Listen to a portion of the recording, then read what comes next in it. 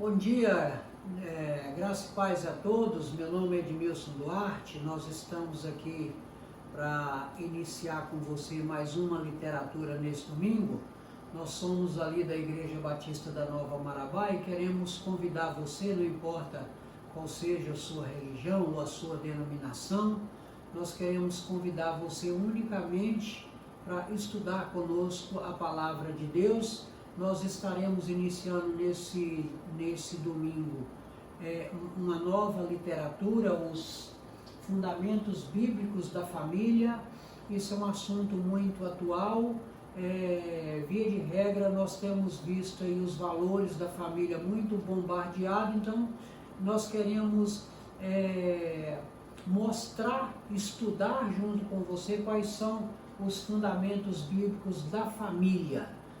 Nós vamos conversar à luz da Bíblia e nesse próximo quadrimestre, ao longo aí de 17 lições, nós estaremos aqui nesse mesmo canal do YouTube.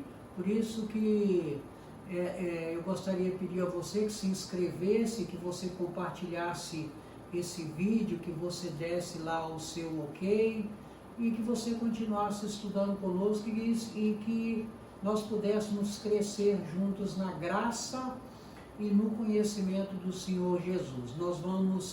Eu vou fazer uma panorâmica dos próximos assuntos que nós vamos estudar juntos. Nesse quadrimestre nós iremos estudar alguns dos assuntos que serão abordados, são esses aqui.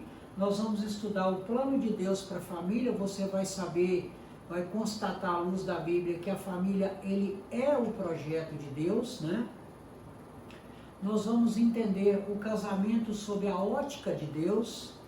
Nós vamos aprender também à luz da Bíblia quais são os inimigos da família. Vamos entender um pouco mais do divórcio à luz da Bíblia, o que a Bíblia fala acerca do divórcio. E uma lição muito interessante, nós vamos aprender também a arte de permanecer casados. Realmente permanecer casado é uma arte, e nós vamos estudar essa arte de permanecer casados. Nós vamos aprender também o tempo e a família, como é que está a sua agenda com relação à família. E vamos aprender também o equilíbrio, o que a Bíblia diz a respeito do equilíbrio financeiro na família. Então, esses são alguns dos 17 assuntos que nós iremos abordar nessa literatura dos fundamentos bíblicos da família. E hoje, na lição de número 1, eu quero compartilhar com você que a família, criação de Deus, é a nossa lição de número 1. E como a EBD também é cultura, eu quero compartilhar com você alguns conhecimentos, curiosidades, acerca do casamento, o casamento e seus costumes, para entendermos um pouco da história. É uma das tradições humanas mais antigas e disseminadas pelo mundo, mas é comumente associada à imagem do cristianismo. Porém, as primeiras formas de casamento eram vistas como ferramenta de manutenção de relacionamento entre grupos sociais. As sociedades tribais anglo-saxãs, por exemplo, viam no casamento uma forma de estabelecer aliança e conquistar aliados, constituindo relações diplomáticas e laços econômicos. Até o século XI, os casamentos eram arranjados pelas famílias dos noivos, que buscavam conseguir perpetuar alianças ou a manutenção do poder econômico familiar ao promover casamento em famílias com posses maiores ou do tamanho similar. O consentimento só passou a fazer parte da tradição a partir de 1140 com o decreto de Graciano. Graciano foi quem emitiu esse decreto em 1140 e o consentimento passou a fazer parte dessa tradição. O caráter irrevogável que a união matrimonial possuía tinha sentido de estabilidade nas relações entre os grupos de interesse. No entanto, a dissolução do casamento entre o rei inglês Henrique VIII e a rainha espanhola Catarina de Aragão tenham sido marcos importantes para a contestação do caráter permanente da união matrimonial. Foi a partir de 1670 que a indissolubilidade do casamento passou a ser contestada. E aí, para concluir, decisões parlamentares promoviam a quebra das relações matrimoniais para os casos e pessoas específicos, se tornou a premissa do divórcio que nós conhecemos hoje. Isso são alguns fatos a respeito do casamento e os seus costumes. Mas o que é que nós queremos falar com você hoje, aos olhos da Bíblia, acerca do casamento? Nós vamos dividir o casamento, ou nós vamos dividir os conceitos bíblicos aí em 3 momentos diferentes, e nós vamos voltar nesse assunto para esclarecer com mais profundidade. Nós vamos entender que o propósito de Deus para o casamento é que o casamento seja monogâmico, que seja heterossexual e que seja indissolúvel. De que maneira? Nós vamos entender ao longo do nosso estudo dessa manhã que quando Deus pensou no casamento monogâmico, Ele não pensou apenas na reprodução, porque se Ele tivesse pensado só na reprodução, Ele teria dado a Adão naquela época um harém, no entanto Ele deu a Adão apenas a sua Eva, né? Do ponto de vista heterossexual, Deus, o objetivo é que houvesse também a multiplicação, e a gente vai ver isso com mais profundidade. Tanto é que lá na criação Deus fez macho e fez fêmea, né? Porque Ele esperava que a família, né, se desenvolvesse através disso aí. E que o casamento fosse indissolúvel, né? Porque, segundo os conceitos de Jesus, quando se une um homem e uma mulher, ambos são apenas uma carne, né? Então, por isso, a indissolubilidade do casamento, né? Nós vamos estudar também que quando o casamento se dissolve, ele vai produzir marcas profundamente dolorosas para ambas as partes. E a gente vai ver isso com mais detalhe, e para que a gente pudesse caminhar nesse mesmo objetivo, eu quero combinar com você qual o nosso objetivo da manhã. E o nosso objetivo da manhã é entendermos que a família, ela é o projeto de Deus, é um artigo definido. A família não é mais um projeto, não faz parte dos projetos de Deus. A família é o projeto de Deus. Nós precisamos entender isso de forma muito clara, porque se não existisse a família, não existiria a igreja, não existiria a humanidade. Então, a família, ela é o projeto de Deus, né? E ela, sendo o projeto de Deus, ela faz parte do seu propósito para a humanidade. A humanidade, ela advém da família, que advém de um projeto pessoal de Deus. E para que a gente consiga caminhar nesse objetivo, nós vamos entender que existem diferenças entre o homem e a mulher, mas que essas diferenças, elas não são empecilhos para um bom relacionamento conjugal. A gente vai ver isso ao longo de toda essa lição. Eu quero chamar você para refletir no valor da família. A família vai ser sempre o nosso porto seguro.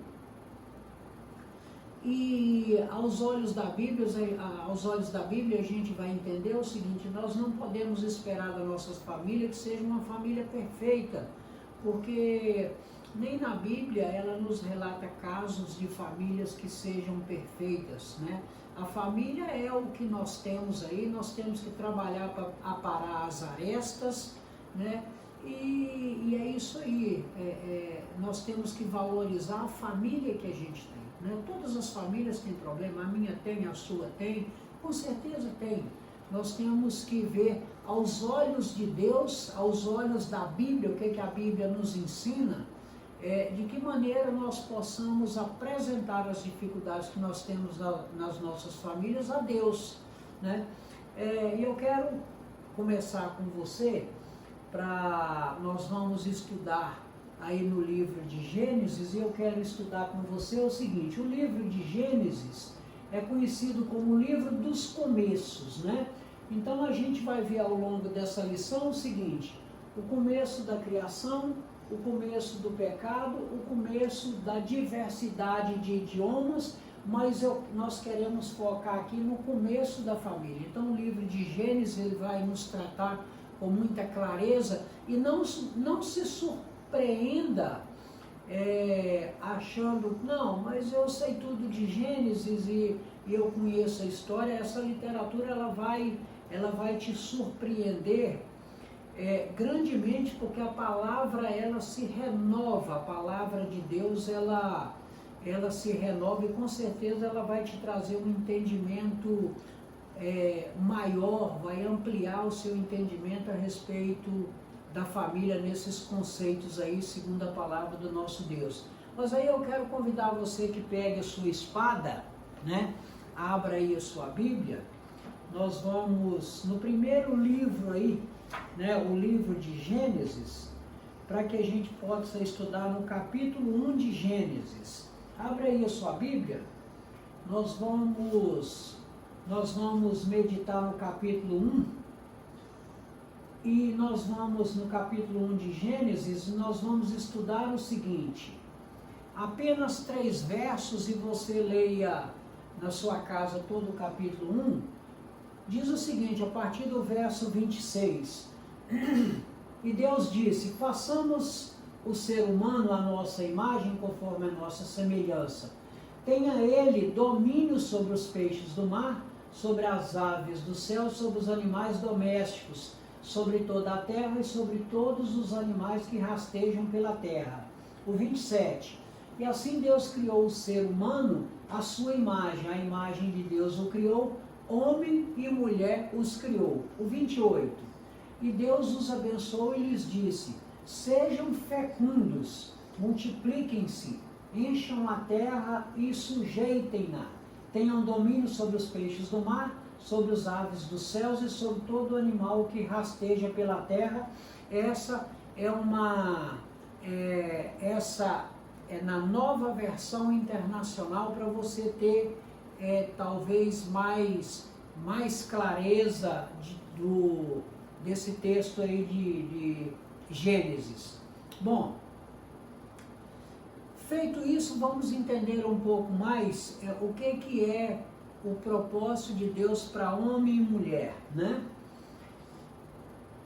Homem e mulher criados à imagem de Deus, no verso 26, ele nos diz o seguinte: façamos o homem à nossa imagem, conforme a nossa semelhança.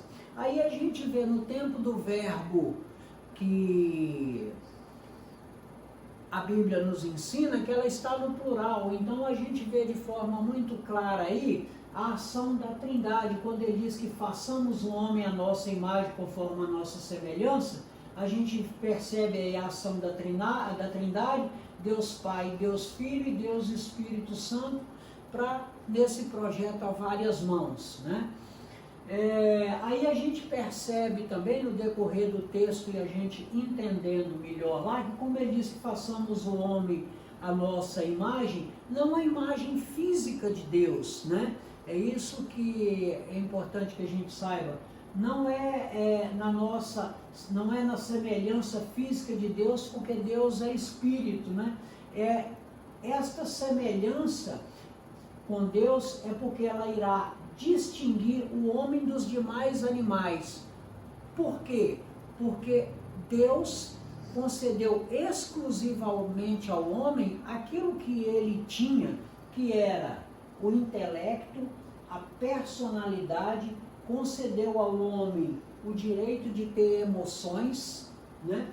Vontade própria. Isso aqui é o livre-arbítrio, é a capacidade, inclusive, de você decidir se você quer ou não amar a Deus. Deus não quer que nós tenhamos um sentimento forçado, robotizado, engessado, de maneira nenhuma, né? Ele nos concedeu vontade, e quando Ele nos concedeu vontade, concedeu o livre-arbítrio. Você pode estar, talvez, me assistindo aí nesse canal, em que você, talvez, infelizmente, decidiu do seu coração que você não quer crer em Deus, que você não quer amar Deus. Isso é um direito que você tem, e cada escolha tem um preço, né?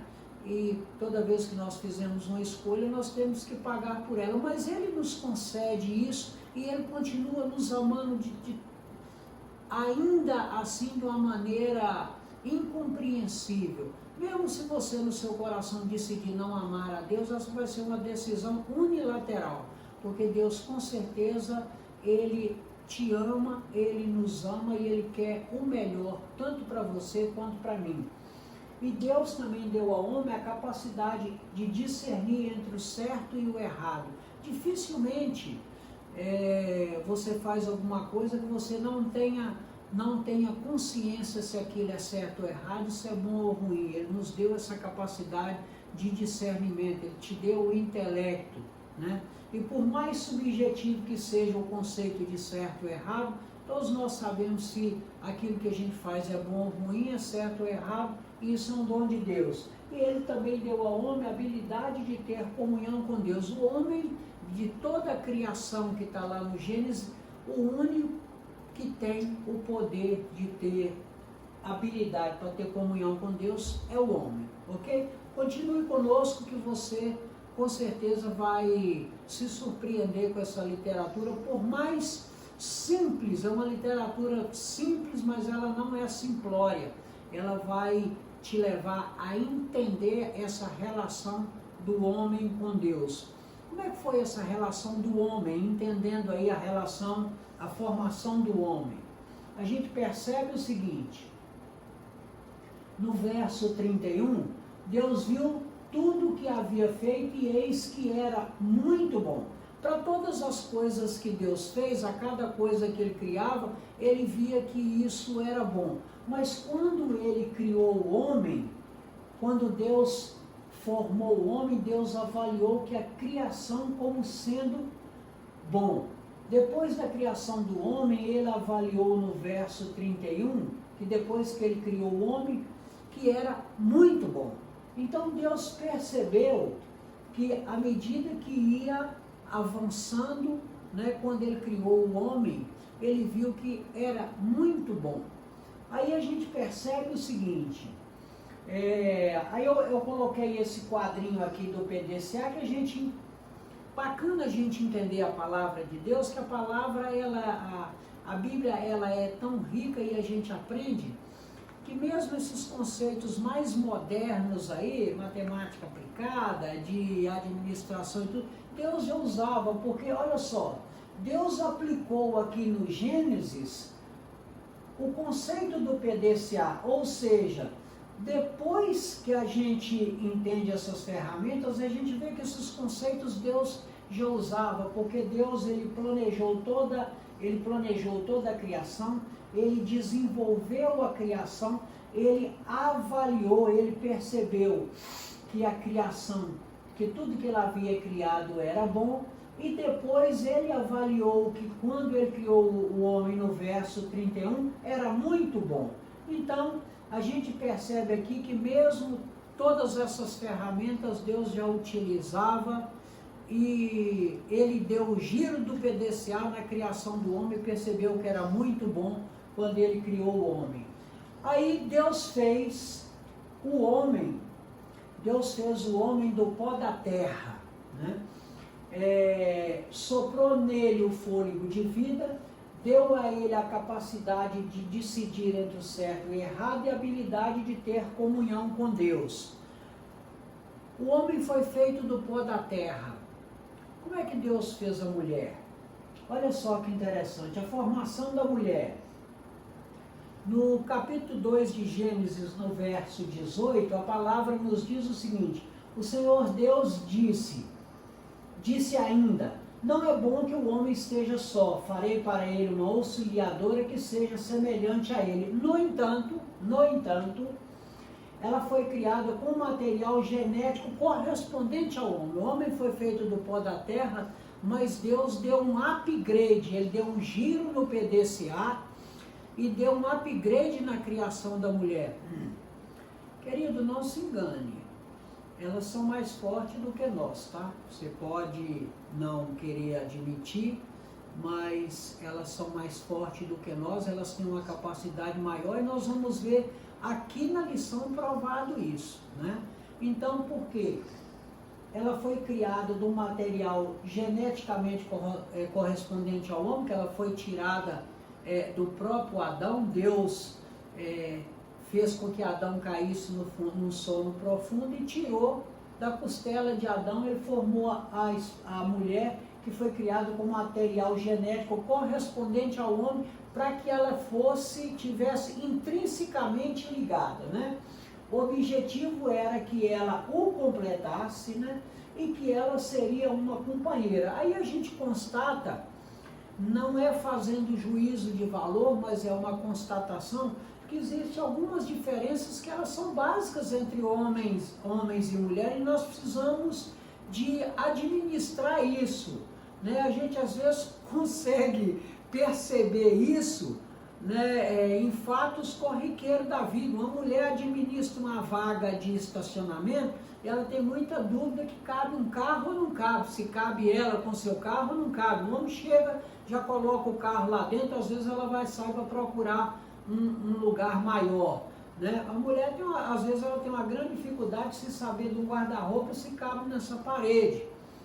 Então, assim, são aspectos que não é demérito, são características que elas são diferentes pela própria concepção, homem e mulher, e a gente tem aí algumas questões que eu gostaria de discutir com você. Primeiro, via de regra, nós homens somos mais racionais, mais objetivos. O homem, ele é mais razão, a mulher, ela é mais emoção, né? O homem é mais objetivo na argumentação e a mulher é mais complexa porque ela consegue mergulhar mais fundo, ela busca mais conteúdo, então ela é mais complexa na argumentação. Às vezes é muito melhor você obedecer do que discutir, é um conselho que eu te dou, tá? O homem, via de regra, não observa muito nos detalhes. A mulher, ela é detalhista ao extremo. Se você estiver numa festa, pode ter trocentas pessoas com a roupa igual à sua, você não se sente incomodado. Se uma mulher tiver numa festa com uma outra, com um vestido, com a cor do vestido dela, ou até do sapato, que ela olha até o detalhe do sapato, ela já quer ir embora para casa porque ela não quer ficar. Para nós isso não faz a menor diferença, são aspectos que são completamente diferentes. Se tiver numa festa, duas mulheres com o mesmo vestido, dificilmente elas vão ficar na mesma festa. Minha mulher, às vezes, ela me questiona o seguinte: por que você tem tantos ternos preto? Todo mundo acha que você está com o mesmo terno. Não, porque eu gosto de preto. Então, para mim, não faz diferença nenhuma. Por ela, eu teria um terno de cada cor, mas todos os meus ternos são pretos, então não tem problema. Se ele é o mesmo, ou se é 10, 20 ternos, 20 roupas da mesma cor, para mim não faz a mínima diferença. Para ela faz uma diferença brutal, porque nós somos diferentes, né? Às vezes a mulher, ela tem dificuldade, se você está de cara para cima, ela tem dificuldade de entender que você está sem pensar em nada. Ela acha que é impossível você não estar pensando em nada, né? Por quê?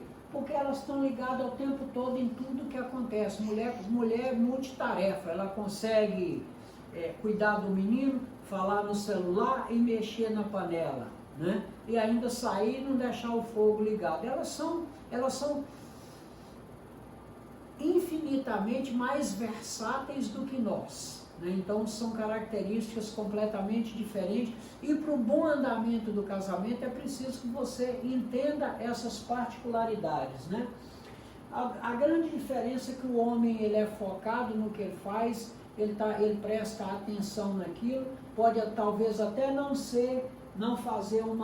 ter uma diversidade de tarefas como a mulher, mas o homem é mais focado, são características que são diferentes. Isso não quer dizer que homem é melhor do que mulher, mulher é melhor do que homem. Eles, aos olhos de Deus, o objetivo é que eles se completem, ok? Tudo bem até aí? Como é que é a formação da família, né? A formação da família, ela se dá da seguinte maneira, a gente já começou a falar. A formação da família, o projeto de Deus para a família é que seja monogâmico, que seja, né, conforme Paulo nos ensina lá em 1 Coríntios 7,2, que cada homem tem a sua esposa e cada mulher tem o seu próprio marido. É isso que são valores da sociedade, né? E a gente precisa resgatar esses valores da sociedade, né? Valores de formação da família requer valores monogâmicos, que seja também heterossexual. Paulo nos explica aqui, esse texto de Romanos 1,26, as mulheres trocaram o modo natural das relações íntimas por outro, contrário à natureza. Também os homens, deixando o contato natural da mulher, se inflamaram mutuamente em sua sensualidade, cometendo indecência homem com homem. O texto segue aí, você pode confirmar lá depois em Romanos, no capítulo 1, quando Paulo escreve ao povo de Roma. E ela a formação da família, a família é uma instituição indissolúvel, porque o próprio Jesus nos ensina lá em Mateus 19,6, portanto, o que Deus ajuntou, não separe o homem, né? Então, esses são conceitos da família que nós precisamos reativar. A família tem sido muito bombardeada com outros valores, né, que não tem